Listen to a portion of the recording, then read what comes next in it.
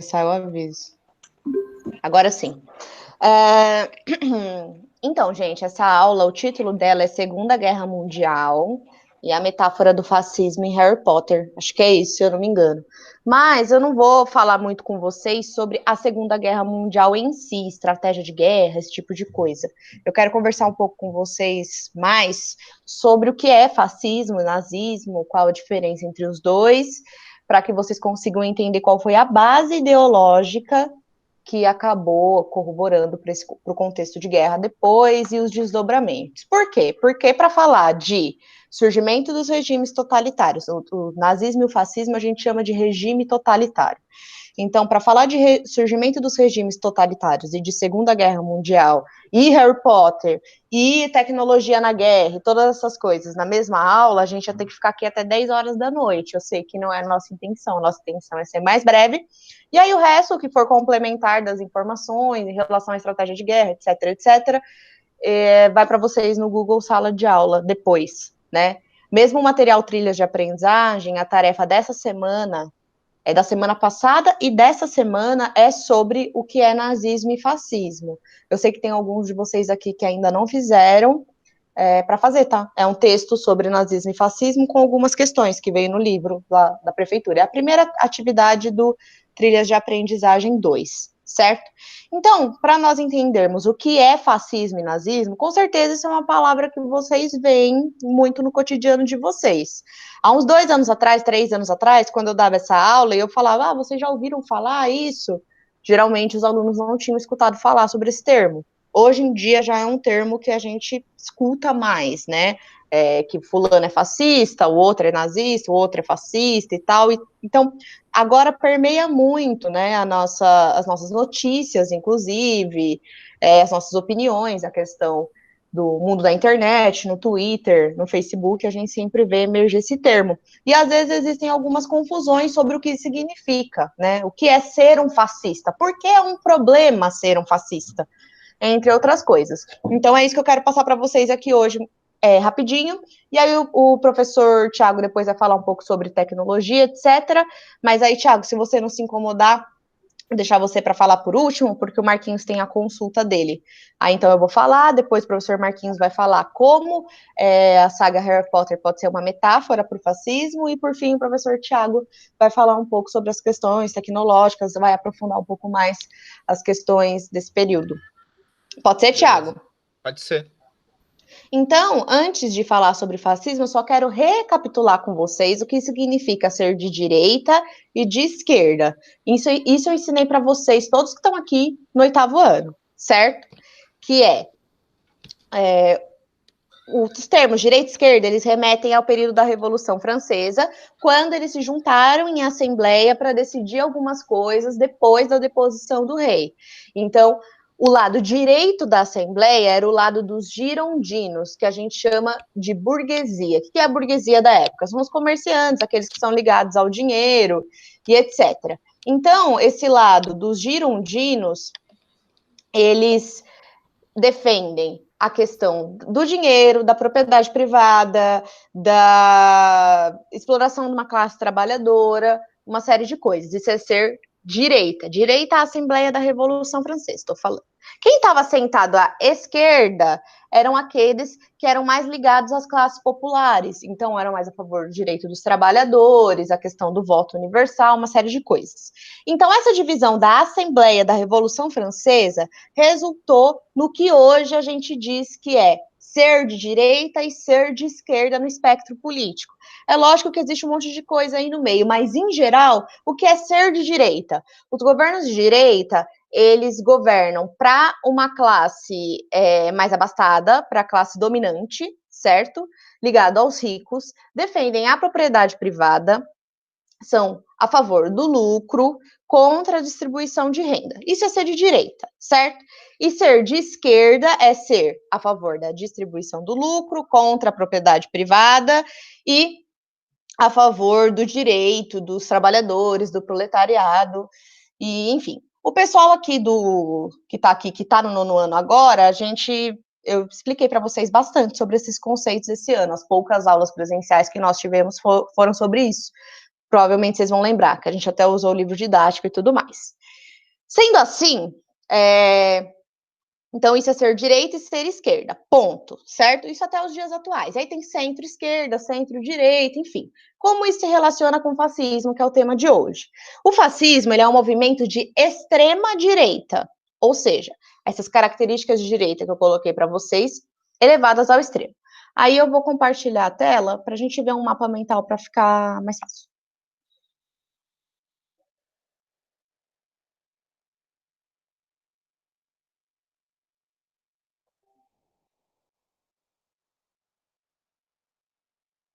Acho que vocês estão vendo aí, né, agora. Sim! Sim, tá aparecendo? Então, o que é um regime totalitário? O regime totalitário é uma forma de governo que vai surgir entre a Primeira e a Segunda Guerra Mundial, certo? Que é um governo que é extremamente centralizado. Então, os regimes totalitários, as principais características deles são a centralização do poder, autoritarismo, ou seja, não há liberdade de expressão, o anticomunismo muito forte, porque nesse período vai ser logo após a Revolução Russa. A Revolução Russa acontece em 1917 e é quando o socialismo começa a ser implementado na região da Rússia, o socialismo soviético. Isso também deu tempo de eu explicar para vocês um pouco.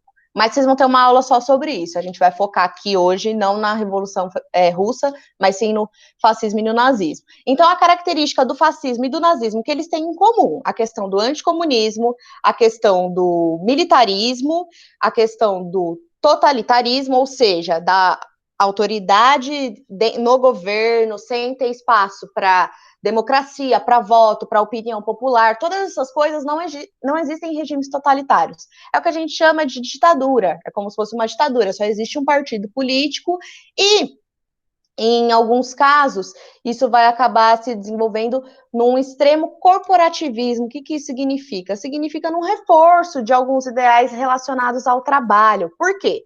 Porque nesse período entre guerras, a Europa vai estar numa grande crise econômica, que vai ser resultado não só do gasto com guerras, como também da crise econômica de 1929, que nós vimos na última aula ao vivo que nós tivemos aqui. Né, a questão da crise de 29, que vai ter aquele problema de superprodução, e vai acontecer a crise econômica nos Estados Unidos, que vai acabar tendo repercussões até aqui no Brasil. Alguém escreveu alguma coisa que, quando eu estou compartilhando a tela, não dá para eu ver?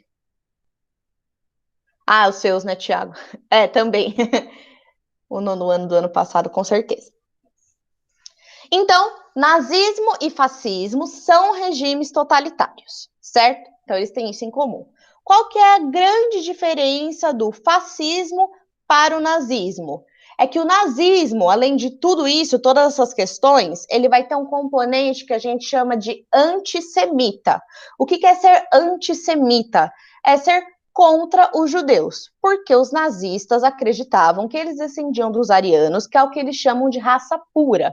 Então, os nazistas eles vão perseguir, vão prender, vão concentrar em campos de concentrações e matar todos aqueles que são judeus, a maior parte deles, né? Os que são judeus, negros, comunistas, homossexuais, ou seja, tudo aquilo que eles consideravam que divergia do que era um ideal para a Alemanha. E isso, vocês podem me dizer, nossa, mas o nazismo fez tudo isso, e a população deixou, a população achou normal, etc. Existe muita discussão sobre isso, né, até que ponto a população era cúmplice ou não do regime nazista, mas é importante falar que a Alemanha, nessa época, ela estava muito humilhada depois da Primeira Guerra Mundial, e estava muito quebrada economicamente, até mais que os outros países da Europa, porque ela teve que pagar grandes indenizações, então vinha de um contexto de extrema pobreza, em que o partido nazista colocou a culpa nos judeus. Então, tudo começou assim. Começou a dizer que eram os judeus que tinham colocado a Alemanha nesse buraco, porque eles acabavam... eles eram muito comerciantes, então eles tinham muitas lojas, então eles exploravam, usavam o dinheiro dos alemães, etc, etc. E aí, junto com isso, vem o racismo, vem o anticomunismo. Então, é muito importante nós pensarmos sobre como nenhum tipo de ação contra os direitos humanos pode ser aceita. Por quê? Porque quando você abre margem para você falar, não, mas esse aqui, ó, o judeu, ele é o culpado da questão da crise econômica. É claro que não era, né, gente? Foi só um bode expiatório, a gente diz, é uma expressão que a gente usa para colocar a culpa de todo um contexto que vem de um século num determinado grupo. Mas quando você abre margem para isso, você abre margem para outros discursos que desembocam na perseguição de homossexuais, comunistas, qualquer pessoa que fosse contra o governo, negros, etc, etc.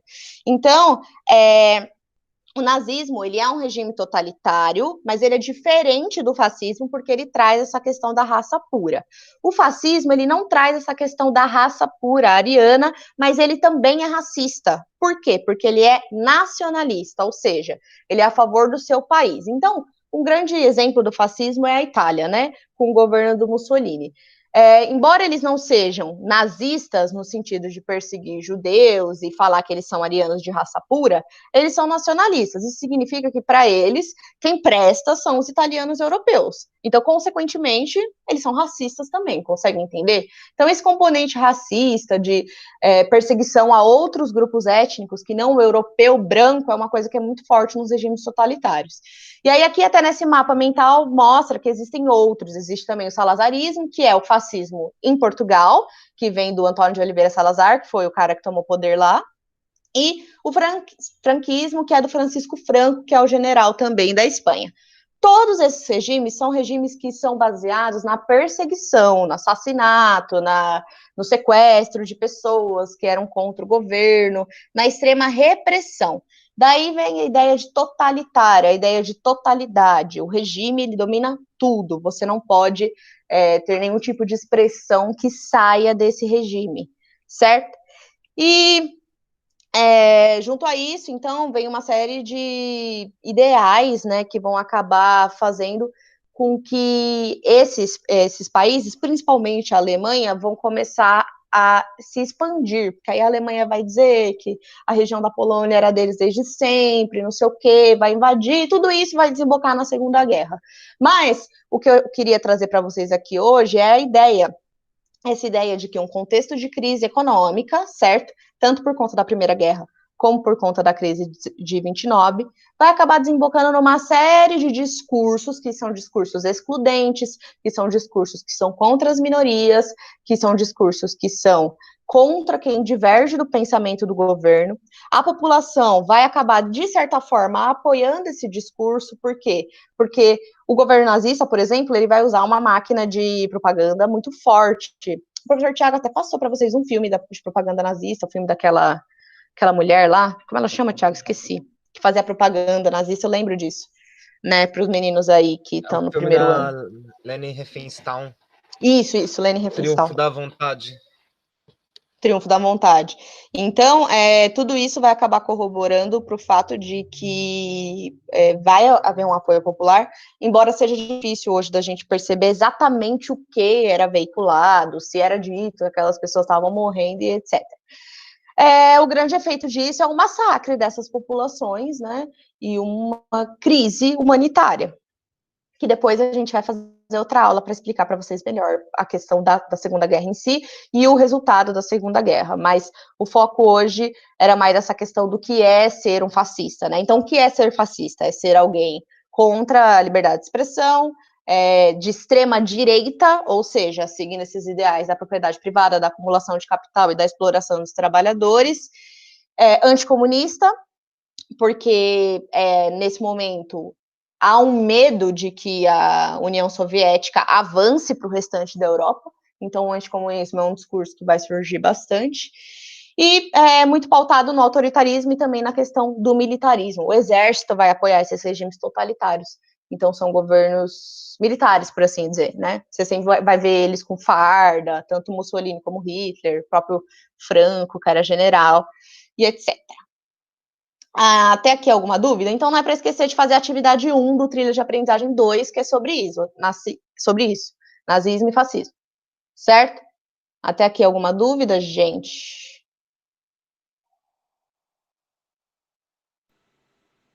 Nossa, eu estava falando aqui 100 minutos com o microfone desligado. Ah! O que você estava falando, amigo? Eu estava falando um monte de coisa aqui, que não tinha nada a ver. Ainda bem que estava desligado. Ah, entendi. Achei que você estava falando sobre... Bom, então se ninguém vai falar nada, eu vou passar a palavra pro professor Marcos. Alunos, dúvidas? Faltou alguma coisa aí, amigo, para que ia completar na sua fala? Porque eu tentei ser o mais rápido possível para a gente. Na verdade, eu que vou pedir para você completar na minha fala. Se você quiser colocar o Thiago primeiro, pode ser, porque ainda falta 1 hora para eu sair, ainda tem. Porque Então daí acho eles que ficam Pode com a ser. ideia da tecnologia mais. Eles conseguem encaixar melhor a tecnologia. Por mim, pode ser. pode ser então. Pode? Por mim tudo bem. Beleza, então. Legal ver os alunos aí do ano passado. Espero que eles lembrem de algumas coisas que eu falei. Isso daí que a professora Beatriz falou. Tudo isso a gente viu bastante ano passado, né? Vou colocar aqui uma apresentação que eu fiz sobre a questão do uso da tecnologia na Segunda Guerra Mundial. Daí, para quem estava na aula passada, né, eu falei sobre o uso da tecnologia na Primeira Guerra, né? Então, aqui a gente vai continuar e ver algumas coisas diferentes aí. Também quem teve aula comigo no ano passado, que a gente falou de Segunda Guerra Mundial, viu bastante algumas coisas que a gente vai falar aqui, né? Daqui tá falando algumas das consequências culturais e científicas. Ô, Thiago, você tá compartilhando? Tô, não tá aparecendo? Não, ainda Vou não. tentar de novo, peraí. Vamos ver.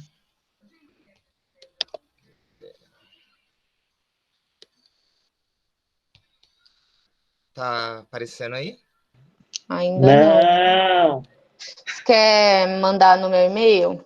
Peraí, agora vai, eu acho.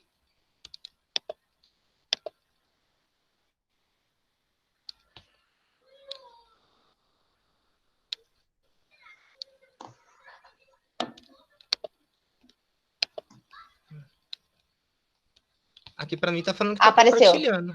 Agora Apareceu? apareceu. É. Beleza. Estão vendo, né? Sim. Isso aí. Então, algumas consequências culturais e científicas da questão da tecnologia na Segunda Guerra Mundial. Daí aqui tem um resumo aí do principal da tecnologia com relação à física, né? Bomba nuclear, armamentos, mísseis, medicina, os antibióticos, aeronáutica, o avião a jato. Isso daqui é o geral, né? Daí eu vou falar aqui de cada ponto aqui especificamente, né? Daí com relação aqui às novas armas, se eu mexo aqui o mouse, vocês conseguem ver ele mexendo? Conseguem? Sim, dá para ver sim. Certo. Então aqui mostra aqui um pouco das novas armas aí que eles utilizaram na época no contexto da Segunda Guerra Mundial. Aqui estão veículos anfíbios, né, os navios de guerra encouraçados, tal, bem maiores, já existiam na Primeira Guerra, mas bem maiores. Os tanques que também foram desenvolvidos, né? Só que na Segunda Guerra Mundial os tanques não são usados igual na Primeira, que é só o apoio, né, para a infantaria, para os soldados que vão em terra. Ele era usado aí como a linha de frente. Primeiro ele invadia aí com as cidades com apoio aéreo, e em seguida vinham os soldados da infantaria no chão, né? Então, essa técnica aí, o ataque relâmpago, foi o que fez o diferencial para os nazistas no comecinho da guerra, né? Então, nos 2 primeiros anos da guerra, eles conseguiram avançar muito, conquistaram a Polônia, a França, tal, se valendo dessa técnica com o uso dos blindados.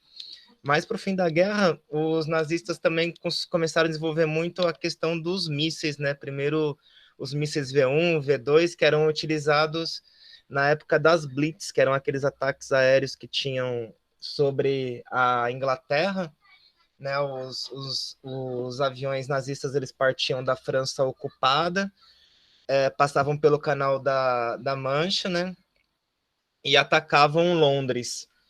Com o desenrolar da guerra, ficou difícil deles fazerem isso com os aviões dele, então eles começaram a criar mísseis, né? Criaram os mísseis aí V1, o V2, que eram lançados direto da França até a Inglaterra. Mais tarde aí, o engenheiro que era responsável por esses mísseis, o Van Braun, ele acabou sendo preso pelos aliados no fim da guerra, foi levado para os Estados Unidos, e lá nos Estados Unidos ele teve muita importância e foi um dos caras aí que começou o projeto espacial dos Estados Unidos, da NASA. Então, um dos principais cientistas da NASA, ele trabalhou na criação desses mísseis aí para os nazistas, né? E daí acabou se desenvolvendo até chegar na missão Apollo. Aqui a gente vê, são os russos, né, usando mísseis também, né? Esse lançador de mísseis aqui chamava Katyuska. E também foi bastante usado no fronte oriental da guerra. Daí os computadores também surgiram nessa época aí, com a intenção dos aliados de conseguir decodificar os códigos nazistas.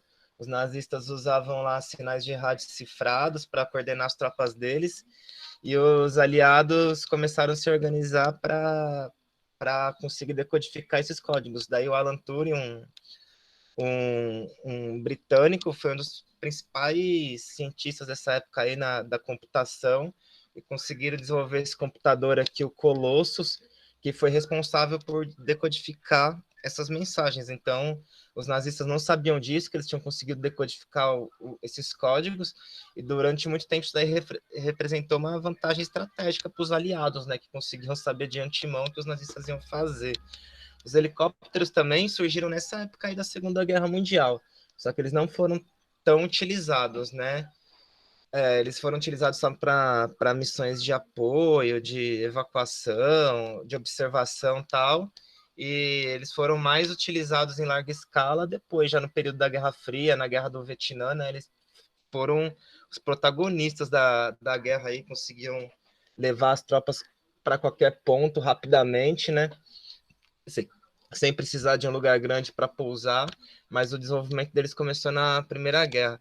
A Primeira Guerra também teve o avião a jato, né? Começou a ser desenvolvido, tanto pelo Japão quanto pela Alemanha, paralelamente aí também, os aliados, só que ele não foi protagonista, né? A maior parte dos aviões ainda eram esses aí com hélice e tal, mas o avião a jato surgiu também nessa época. Aqui em cima tá a bomba atômica, né? Que foi jogada lá sobre Hiroshima. Aqui está o Einstein, né, que era alemão, cientista alemão, grande precursor aí da questão da mecânica de partículas, da mecânica quântica e tal, tudo que era preciso para desenvolver a energia nuclear, né? E os aliados acabaram se organizando, eles tinham medo que o Hitler conseguisse fazer uma bomba antes, então basicamente todos os cientistas europeus aí, e o pessoal da Alemanha que tinha saído, né, que eram contrários ao regime nazista, se organizaram, e no maior esforço de engenharia aí da humanidade até então, conseguiram desenvolver as bombas atômicas que acabaram, de certa forma, encerrando a guerra, né? Mesmo depois da Alemanha ter caído, o Japão continuava na guerra, e só depois do ataque nuclear é que o imperador resolveu tirar o time de campo e a guerra terminou de vez, né? Então, aqui foram algumas das invenções aí mais relativas à questão das armas, né? Daí aqui no próximo tivemos algumas outras tecnologias aí que foram desenvolvidas durante a Segunda Guerra Mundial. O aerosol, né, ele foi desenvolvido pelo Exército dos Estados Unidos, lá na campanha do Pacífico. Existiam muitas florestas tropicais lá na região lá da Indochina, ilhas do Pacífico em geral, e tinha a questão da malária, então o aerosol ele foi inventado para ser uma forma prática aí de combater. Se consiste aí tipo em partículas que ficam suspensas num líquido e pode ser usado facilmente. O micro-ondas também, o conceito dele surgiu nessa época, o cientista alemão Hertz, né, que até hoje é a referência para frequência, quando fala em frequência, fala Hertz, né? Então ele estava fazendo alguns estudos com micro-ondas no desenvolvimento de radares. Só que daí uma barra de chocolate que ele tinha no bolso derreteu, e daí ele começou a relacionar essas coisas aí, o micro-ondas começou a ter sua ideia desenvolvidas nessa época. Mola Maluca, né, esse brinquedo aqui que todo mundo conhece, também foi desenvolvido nessa época. Um engenheiro trabalhava americano trabalhava num sistema para estabilizar as cargas dentro dos navios, né, para elas não ficarem de um lado para o outro lá balançando e tal. E daí dos experimentos dele, que era essa mola aqui, caiu no chão e ele viu que ela ficou de pé de novo. Então ele achou que seria uma boa ideia para um brinquedo e começou a desenvolver nessa época aí também. A produção em série de antibióticos, né? Eu falei que na Primeira Guerra Mundial, uma das grandes descobertas foi a questão de que as doenças matavam mais no fronte de batalha do que, às vezes, as próprias armas, né? Então, eles começaram a dar importância para essa parte do medicamento e tal. Então, já existiam os antibióticos, mas nessa época eles foram produzidos em larga escala, né? E levados aí para a guerra. As canetas esferográficas também foram desenvolvidas nessa época. Os aviadores da Real Força Aérea, da Força Aérea Britânica, precisavam fazer anotações lá no alto e aquelas canetas tinteiro, né, que eu usava antigamente, fazia muita sujeira, podia cair dentro da cabine e acontecer um acidente. Então, desenvolveram esse sistema aí da caneta esferográfica dessa época. O GPS também foi inventado aí pelos Estados Unidos nessa época aí, também teve uma origem militar. O nylon também, né, tinha surgido um pouco antes. É uma fibra sintética usada primeiramente aí para a produção de tecidos. Foi inventado para fazer meias aí femininas, mas na época da guerra aumentou muito a demanda do nylon para a questão da construção dos paraquedas tal. Então lá nos Estados Unidos eles faziam até campanha para as mulheres doarem as meias tal, para eles poderem fazer paraquedas para os soldados. E para encerrar aqui, mais duas criações aí da época da guerra, né? O refrigerante a Fanta foi criada nessa época aí também. Existia a Coca-Cola, né, na Alemanha nazista, só que com o aprofundamento da tensão, né, entre a Alemanha nazista e os aliados, a Alemanha parou de receber a matéria-prima necessária, né, para fazer a Coca-Cola. Então, os cientistas começaram a pensar em novos materiais, né, e acabaram desenvolvendo a Fanta, que primeiramente tinha aí um sabor maçã, e depois foi indo aí até que chegou nesse sabor que a gente usa, né? Tem mais de 90 sabores de Fanta atualmente no mundo todo. E foi uma criação dessa época aí. E uma outra criação nazista famosa aí foi o próprio Fusca, né? O Volkswagen Fusca.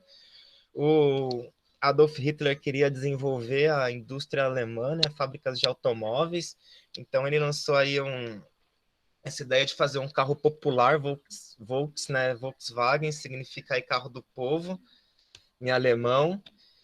E daí o Ferdinand Porsche, né, que tem carros Porsche, ele desenvolveu esse carro aí, que a ideia era levar uma família alemã da época, né?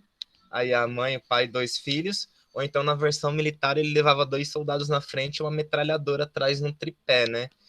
Então, o desenvolvimento dele começou na época da guerra, né? A gente vê até aqui o Hitler aqui com seu Fusca conversível. Só que ele só começou a ser produzido em larga escala mesmo depois da guerra já, né? Com o Plano Marshall, o dinheiro dos Estados Unidos, a influência dos Estados Unidos. E daí ele começou a ser fabricado em larga escala e virou praticamente sinônimo aí de automóvel durante um tempo, né? Basicamente isso aí que eu tinha para falar, a questão da tecnologia na Segunda Guerra Mundial. Talvez os alunos aí lembrem de algumas coisas que eu falei no ano passado, né? É isso. Se alguém tiver alguma dúvida, a atividade dessa semana que eu vou colocar no Classroom para o Fundamental 2 vai girar em torno disso também. Eu coloquei essa apresentação lá e a atividade vai ser sobre isso também. Beleza? Marquinhos? Pois não. Pode mandar aí o recado. Se alguém tiver alguma dúvida, tá, pode escrever aí, então perguntar. Então, hoje eu tô com um pouco de vergonha de falar, mas tudo bem, vamos lá, né? Bia, Acho que, Thiago, para a sua apresentação aí da tela. Acho que senão não vai dar certo.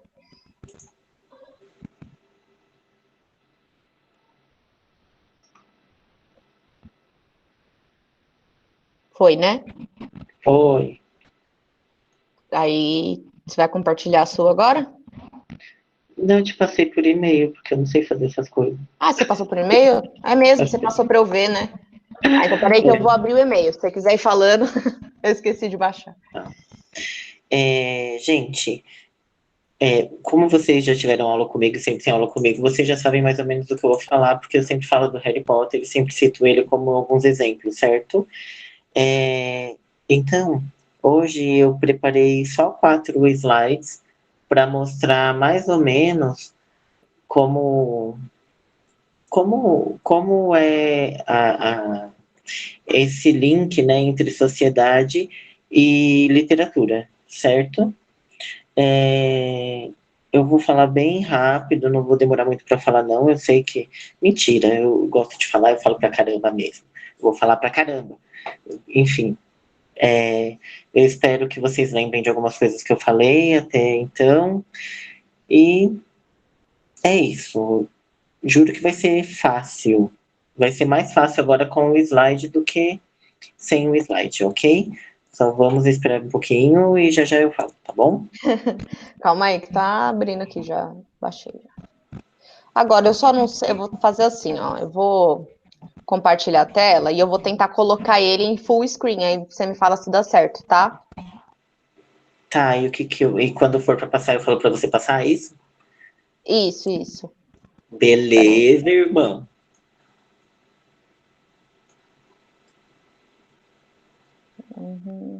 Apareceu, né? Apareceu. Agora eu vou colocar ele gigante. Vocês estão. Ver se vocês veem ele gigante. Estão vendo? Tá bonito. Eu tô gostando. Então, beleza, vai. Pode passar, porque essa é a capa. Bom, eu coloquei aí para vocês a bandeira de Portugal e a bandeira da Sonserina, né? Por que eu coloquei isso? Vamos entender um pouquinho, né? Quando a autora J.K. Rowling ela escreve lá a obra Harry Potter, ela tinha voltado de um período em Portugal, né? O período que ela volta de Portugal, ela não viveu o salazarismo lá, mas ela viveu as consequências do regime totalitário do salazarismo, que a sociedade, Bia, me corrija se eu estiver errado, mas a sociedade, ela sofre ações e demora para entrar depois nos eixos normais. Então, ela sofreu algumas coisas referente ao que tinha sobrado do salazarismo para Portugal, né? Uhum. É isso mesmo? Não, sim, com certeza. Só se a gente pensar, por exemplo, aqui no Brasil, ainda hoje existe muita discussão sobre a questão da ditadura militar, os desaparecidos políticos da época, etc. Então, são coisas que marcam o inconsciente das nações que passam por isso, né? Sim. Ela foi para Portugal porque ela se casou, né? E daí ela foi morar em Portugal com o marido dela, só que não deu certo, e daí ela ficou lá passando muitas necessidades, e até ela voltar para Inglaterra demorou um pouco. Quando ela volta, ela escreve então a obra Harry Potter, né? Se vocês separarem na bandeira de Portugal, ela tem uma parte verde e uma parte vermelha, né? A parte verde, ela resolveu dessa parte verde criar a bandeira da Sonserina, que é uma das 4 casas de Hogwarts, né? Com o verde, por quê? Para representar esse momento difícil, digamos assim, da vida dela em Portugal. Inclusive, o fundador da casa, pode passar, Bia. O fundador da casa é esse daí que está na direita de vocês, é o Salazar Sonserina. E o que está na esquerda é o Salazar de Portugal, né? É Antônio Salazar, Bia, é isso mesmo? Isso. Certo? Como vocês podem ver, até mesmo na descrição, eles são um pouco parecidos, né? Como que o Salazar Sonserina, ele acreditava que tinha que ser a comunidade bruxa, né? Ele acreditava que só deveriam reinar aqueles que eram puro sangue, né? Ou seja, que eram descendentes de bruxos filhos de bruxos, de pais bruxos, né? Então, isso tem tudo a ver com os regimes totalitários, né? Porque quem é de extrema direita acredita que somente a extrema direita tem que governar, né? E que os outros têm que obedecer e é assim que funciona. Pode passar, Bia. Então, o que ela faz? Ela cria aí as casas, né? As 4 casas. E então tem 4 fundadores das casas, né? Que é o Salazar Sonserina, a Helga Lufa-Lufa, a Rowena Corvinal e o Godric Gryffindor. Eles, em conjunto, decidem que eles chegam à conclusão que tudo tem que ser feito em conjunto, né? As decisões devem ser tomadas em conjunto. Menos o Salazar Sonserina, ele não acredita nisso, né? Ele acha que quem tem que comandar são os bruxos de sangue puro, né? E daí a gente chega em uma outra reflexão que a autora coloca pra gente, que é a questão do Voldemort, que, na verdade, eu descobri que a pronúncia não é Voldemort, não tem o T, né? A pronúncia seria Voldemort, né? E, enfim, ele tem esse comparativo com o Hitler. Primeiro que, fisicamente, o Hitler, ele tem como marca registrada esse bigode aí, né, no rosto dele, como vocês podem ver. E o Voldemort, ele tem também uma marca registrada no rosto, né, que por um acaso é a ausência do nariz. É lógico que isso não está relacionado ao Hitler, né? Essa ausência do nariz dele, a autora explica como se, quando ele começou a fazer parte, quando ele começou a usar a magia das trevas, ele começou a se parecer mais com um animal, né? E o animal que ele tinha mais vínculo, digamos assim, eram as cobras. Então ele começou a ter essa aparência de cobra, certo? Então, daí, quando ela faz essa referência do Voldemort ao Hitler, lembra que eu pedi isso no trabalho de vocês no Rotas Históricas? Era isso que vocês tinham que fazer, entendeu? Fazer esse comparativo.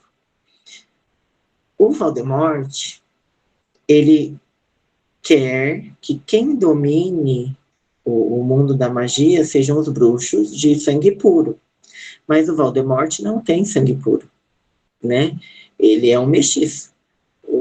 Quer dizer, desculpa. Ele é um mestiço. Ele tem sangue puro e sangue de trouxa, né? Trouxas são aqueles que não são bruxos, né? O pai dele era trouxa, né?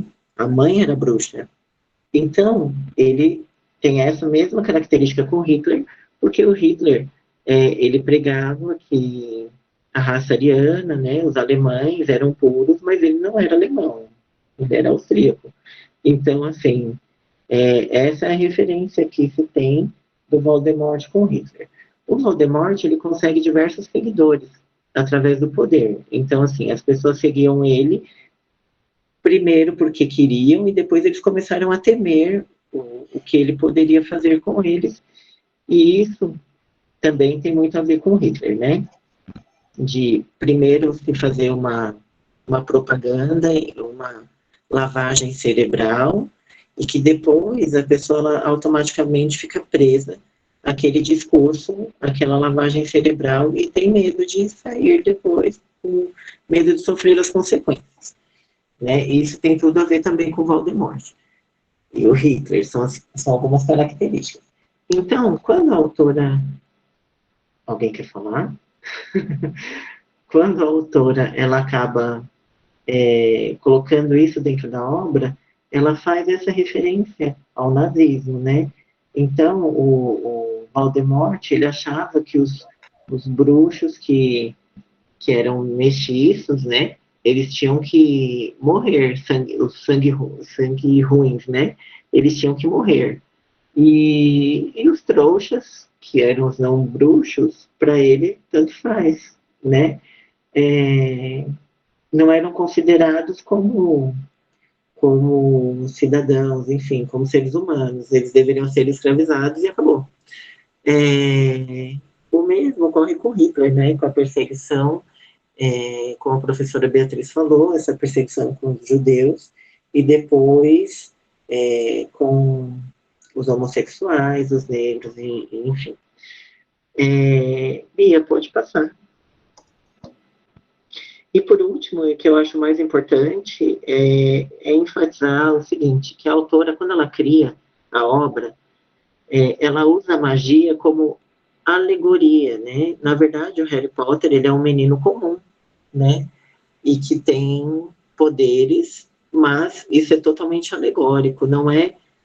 A magia não faz dele melhor, porque todos os obstáculos que ele vence, ele não vence, ele usa a magia, mas ele vence usando a coragem, né? Então, a história, ela mostra que é um momento de superação do Harry Potter. E alguns escritores dizem que a JK, ela faz o Harry como se fosse uma cópia dela, né? Dela mesma. Um exemplo de superação de tudo que ela passou na vida dela, né? Bom, é isso que eu tinha para falar, né? Alguém tem alguma dúvida?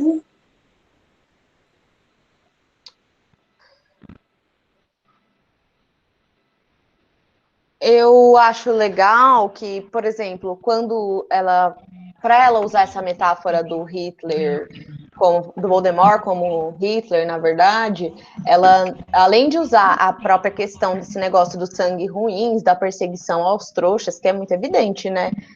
Que é diretamente relacionada a esse princípio da raça pura que os nazistas trazem. Mas ela usa outras coisas que são um pouco mais sutis. Por exemplo, quando a galera lá dos Comensais da Morte dominam o Ministério da Magia e aí eles começam a censurar o Profeta Diário, e aí eles vão usar o jornal, o Profeta Diário, como uma forma de tentar desacreditar o Harry, a armada do Dumbledore, tudo mais. Isso é muito legal, porque isso remete muito à questão da propaganda nazista. Eu também acho interessante o fato de que logo que os Comensais da Morte começam a se infiltrar no Ministério da Magia, eles mandam a Umbridge para ser a alta inquisidora, né, que eles falam, de Hogwarts, que mostra diretamente essa relação entre controle da educação, do que está sendo ensinado, de como é ensinado o controle da escola pelos regimes totalitários. Isso é interessante também. Eu acho também que é legal quando ela distribui os livros, né? Que daí a gente vê que são livros antigos, ultrapassados, né? De um ensino muito anterior, né? Outra coisa que é legal também é a questão do rádio, né? Deles ficarem ouvindo rádio e as mensagens serem passadas através de códigos, né? Pelo rádio para que as outras pessoas não identificassem. Porque na verdade a saga Harry Potter, se você parar para analisar, ela é uma história de resistência, né? O tempo todo são eles resistindo contra essa figura opressora, essa figura autoritária, totalitária. Então, ela mostra como grupos minoritários ou minorias mesmo, né, acabam de certa forma se organizando para poder resistir e combater esses grandes ditadores. É claro que a gente sabe que no mundo real, quando a gente volta para a questão histórica mesmo, existem outros fatores, principalmente o fator econômico, que acaba tendo às vezes mais peso do que as pequenas resistências em si, mas a gente não pode colocar assim, o nazismo perseguiu, matou judeus, homossexuais e comunistas e eles não fizeram nada, deixaram? Claro que não, teve organização. E é legal que ela mostra a organização de um grupo de adolescentes, assim, que está na escola, né? Então ela aproxima essa resistência do que seria muito comum a todos nós, eu acho. Acho que você não quer falar, Vivi? Não, gente, tô só ouvindo. Por quê? Posso falar? Sim. Pode.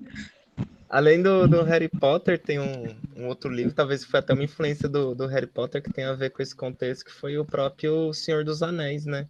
O Senhor dos Anéis também, não me engano, acho que o Tolkien lutou na Segunda Guerra Mundial, e ele cresceu na época lá na África do Sul, na época do Apartheid, então ele via a segregação que acontecia, depois viu o que aconteceu na guerra, então no próprio Senhor dos Anéis tem alguma dessas ideias aí, né? Tem a Sociedade do Anel, daí nela faz parte um elfo, um anão, um homem, um hobbit, então eram as raças aí da Terra-média toda integrada, que ele queria colocar uma coisa diferente do que ele viu na infância dele, né?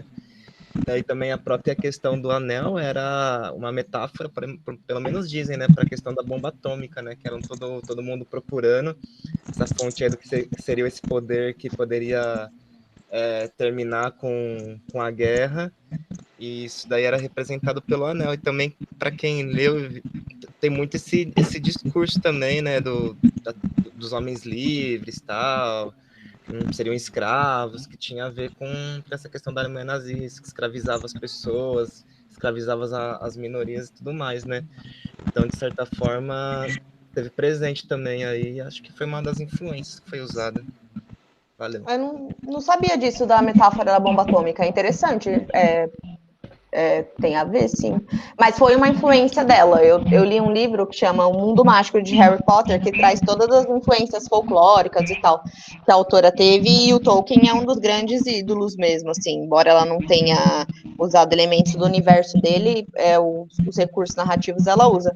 Mas eu acho interessante a gente olhar, quando a gente vai tentar ver fascismo, nazismo e metáforas no Harry Potter ou na literatura como um todo, eu acho legal a gente pensar que a literatura, muitas vezes, ela é uma forma, o professor Marquinhos pode falar melhor que eu, mas de tentar sensibilizar a gente para a nossa realidade.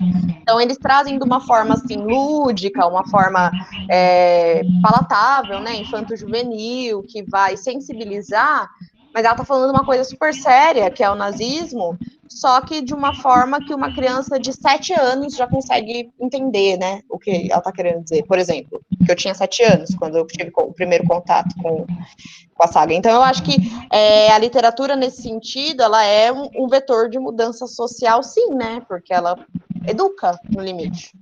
Né, Marquinhos? Sim, quando os autores eles fazem esse tipo de referência, é claro que a referência ela só é compreendida, né, quando a pessoa ela tem contato, né? É difícil você compreender uma referência quando você não tem contato, né? Então é por isso que é importante, todas as vezes que vocês tiverem algo para ler, vocês algum livro para ler, tentarem pesquisar o livro antes, ou então fazer algum link sobre o que aquele livro está tentando dizer. Porque, por mais fictício que ele seja, ele está se referindo a um momento real, né? Por mais, por exemplo, It a Coisa, né? Por mais fictício que ele possa parecer, ele está se referindo a lendas urbanas. Então, assim, não está tão longe, né, da realidade. Então, qualquer livro, pensem, analisem sobre o que quer dizer.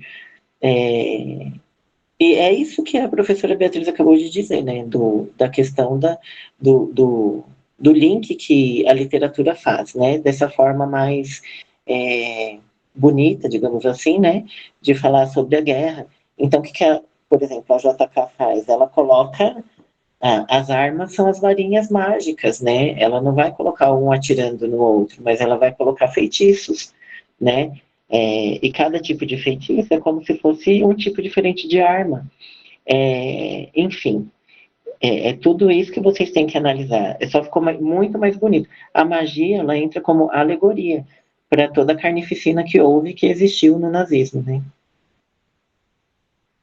E aí, no Rotas Históricas, quando a gente falou para vocês verem, analisarem um livro como fonte histórica, não sei se vocês vão lembrar, mas eu levei para todo mundo o primeiro capítulo do Harry Potter e a Pedra Filosofal. E aí foi ano passado isso. Aí eu dei para vocês o primeiro capítulo e dei uma ficha histórica para vocês preencherem. Aí deu bastante confusão, porque vocês não conseguiam entender o que tinha de histórico num livro como Harry Potter, que aparentemente parece fantasioso. É lógico que quando a gente está explicando aqui para vocês da metáfora com o fascismo e tudo mais, contexto nazismo, é uma metáfora que, assim, é profunda, tal, vocês precisam conhecer o que é fascismo e nazismo para poder entender, e etc. Mas, tirando toda essa parte, que é a parte mais profunda, vamos colocar assim, do que significa a obra, todo livro, ele pode ser fonte histórica, no sentido de que o autor que escreve o livro, ele escreve situado no tempo, ele está num contexto, ele viveu um período. Então, a autora do Harry Potter, ela viveu em Portugal, ali nos anos 80, 90, em Portugal que ainda sentia muito a questão do salazarismo e do fascismo da Segunda Guerra Mundial. Então, quando ela vai escrever, de certa forma, isso vai passar para a obra dela, por mais que a obra dela não esteja falando de história factual, história que aconteceu, mas sim uma história que ela criou. Então, todos os livros, como são escritos por uma pessoa, e essa pessoa vive num período, todos os livros, eles podem ser considerados fonte histórica, e dali você consegue tirar como era o período em que o autor viveu, justamente porque naquele livro ele vai passar a percepção dele de mundo.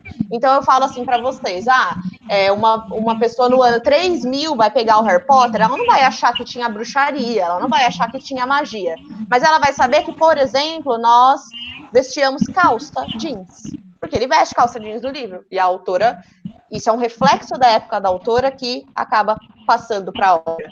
Eles vão saber que nós usávamos óculos, que não fazíamos cirurgia muito no olho, usávamos óculos, por quê? Porque o personagem usa óculos. Então, nesse sentido que, quando nós pedimos para vocês verem o livro e preencherem aquela ficha lá, que coloca o livro como fonte histórica, relacionar com o contexto histórico, é isso que é para vocês fazerem. Então, se vocês pegam um livro muito mais antigo, por exemplo, o Iracema, para quem vai falar do século XIX. Ali você consegue entender uma série de coisas, não sobre a Iracema, mas sobre o século XIX, que é quando o livro foi escrito, quando José de Alencar escreveu o livro. Então, é mais ou menos essa a ideia, por isso que a gente está fazendo nessas aulas conjuntas, essa ligação, né, entre história, tecnologia, história e literatura, para que vocês entendam os livros como monumento histórico. Essa é a ideia. Acho que é isso. Você quer falar, Martinho, alguma coisa? Não. Você quer falar, Thiago? Não, acho tudo certo. Quer falar, Vivi? Ninguém quer falar nada? Eu não. E os alunos, eles estão quietos hoje, da outra vez eles fizeram perguntas. Então. Outra vez eu estava falando de economia e não dá para entender nada. Aí. Tá, então... e na outra vez não tava, né, Maria? Que surgiu dúvida da outra vez. Eu vou interromper a gravação, aí a gente pode perguntar outras coisas.